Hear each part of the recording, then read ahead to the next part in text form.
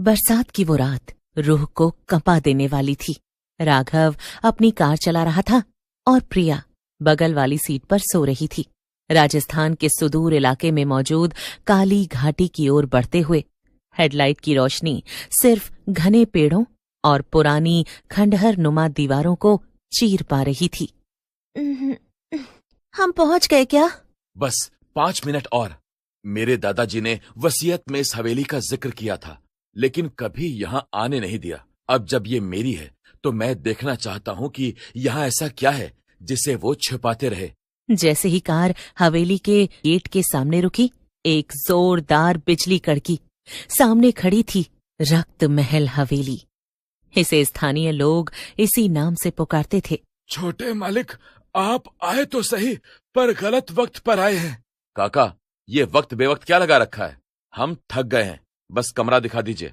ऊपर वाली मंजिल के आखिरी कमरे में मत जाना, वहाँ वो रहता है जिसने इस वंश को खत्म कर दिया। हर पुरानी हवेली की तरह यहाँ भी एक भूतिया कमरा है। लेकिन जैसे ही वो अंदर दाखिल हुए, हवा में एक अजीब सी गंध महसूस हुई। सड़ी हुई चमड़ी और पुरानी बंद पड़ी जगह की महक। रात के करीब 2 बज रहे थे। प्रिया गहरी नींद में थी, लेकिन राघव को नींद नहीं आ रही थी। उसे लगा जैसे फर्श के नीचे से कोई खुरचने की आवाज आ रही हो। वो टॉर्च लेकर बाहर निकला। आवाज उसे हवेली के पुस्तकालय की ओर ले गई। वहां एक भारी अलमारी के पीछे एक गुप्त दरवाजा था जो नीचे की ओर जाता था। राघव सीढ़ियां उतरकर तहखाने में पहुंचा। वहां का नजारा देखकर उसके रोंगटे खड़े हो गए। तहखाने के बीचों बीच एक बेदी बनी थी और उसके चारों ओर मानव हड्डियां बिखरी हुई थीं।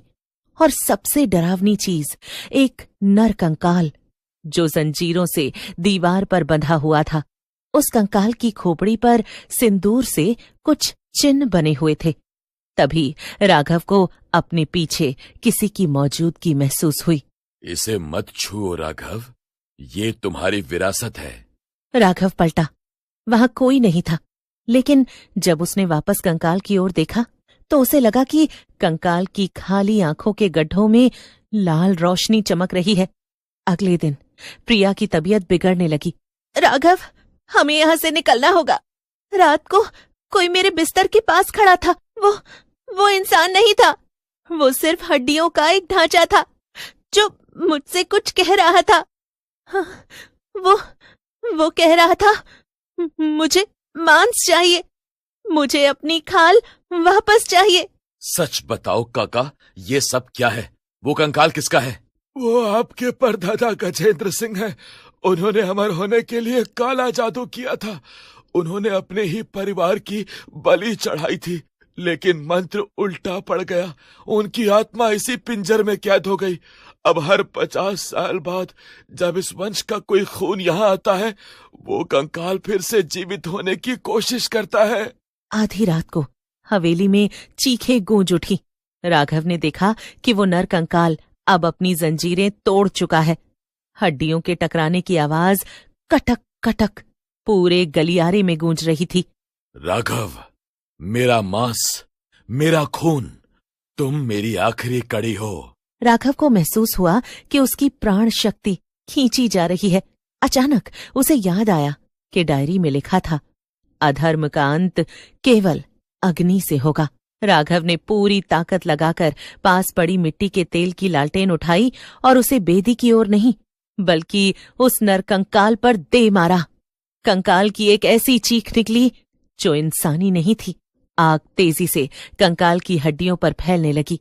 जैसे जैसे हड्डियां राख हो रही थीं, हवेली की दीवारें कांप रही थीं।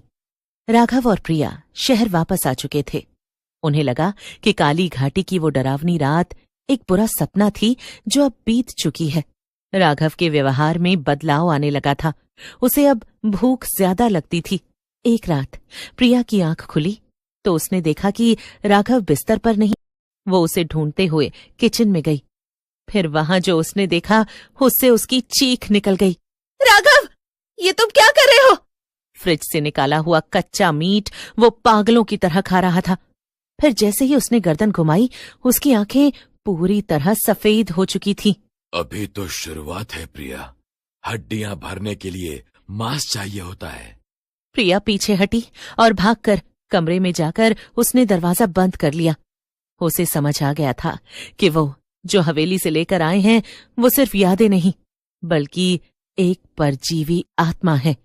प्रिया ने अपने एक दोस्त के जरिए अघोरी बाबा रुद्र से संपर्क किया।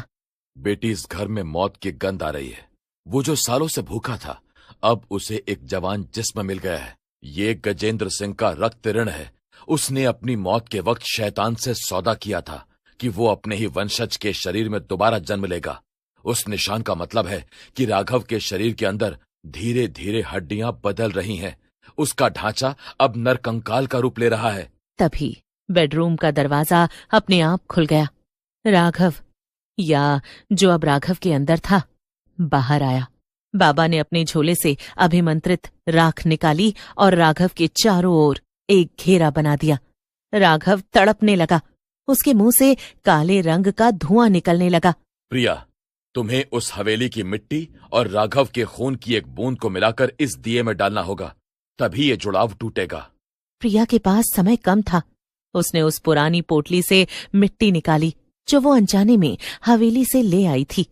फिर जैसे ही उसने दिया जलाया, राघव का शरीर हवा में ऊपर उठने लगा। एक भयानक चीख गूंजी। राघव जमीन पर गिर पड़ा। वो बेहोश था, लेकिन जीवित था। कुछ हफ्तों के बाद राघव ठीक हो गया। वो और प्रिया एक नए शहर में शिफ्ट हो गए। एक शाम राघव बाथरूम में आईने के सामने खड़ा था। तभी उसने आईने में देखा कि उसकी मुस्कुराहट आईने वाले प्रतिबिंब से मेल नहीं खा रही थी। आईने में खड़ा राघव अभी भी मुस्कुरा रहा था। तुमने सोचा था एक दिया मुझे रोक लेगा? मैं तुम्हारी रगों में बहता हूं राघव। जब प्रिया अंदर आई तो वहां कोई नहीं था। राघव गायब था और अब प्रिया को अपने पीछे वही जानी पहचानी आवाज सुनाई दी। बाथरूम की ठंडी हवा में एक ऐसी सड़न थी जैसे कोई सदियों पुरानी लाश अभी अभी कब्र से बाहर निकली हो। प्रिया बदहवास होकर पूरे घर में राघव को पुकारने लगी। तभी उसे खुरचने की आवाज आई। प्रिया ने जैसे ही स्टोर रूम का दरवाजा खोला, उसकी रूह कांप गई। प्रिया, भागो यहां से। वो मुझे खा रहा है। वो मेरे अंदर अपना घर बना चुका है। तभी घर की बत्तियां जलने बुझने लगी। बाबा रुद्र, जो अभी घर से ज्यादा दूर नहीं गए थे, खतरे को भांपकर वापस आ पहुंचे। प्रिया, बाहर निकलो। राघव अब वो नहीं रहा जिसे तुम जानती थी। सिर्फ एक रास्ता है, प्राण विनिमय, लेकिन उसकी कीमत बहुत भारी है। गजेंद्र सिंह को एक ऐसा शरीर चाहिए जो स्वेच्छा से उसे स्वीकार करे। वो राघव के शरीर को इसलिए मार रहा है क्योंकि राघव की आत्मा उसे रोक रही है।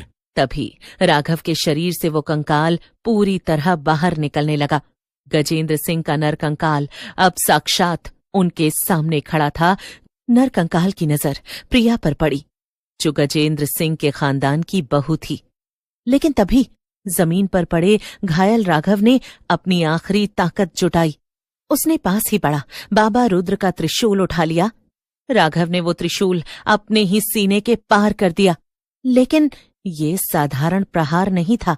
राघव ने अपना खून उस नरकंकाल पर छिड़क दिया। जैसे ही राघव के प्राण बाहर निकले, वो नरकंकाल भी राख में बदलने लगा, क्योंकि उसका अस्तित्व राघव के जीवित रहने पर ही टिका था। कमरे में सन्नाटा छा गया। महीनों बीत गए। प्रिया अब उस शहर से दूर एक छोटे से गांव में रहती थी। उसे उम्मीद थी कि राघव का अंश अब उसके साथ है, जिसके सहारे वो अपनी जिंदगी गुजार सकेगी।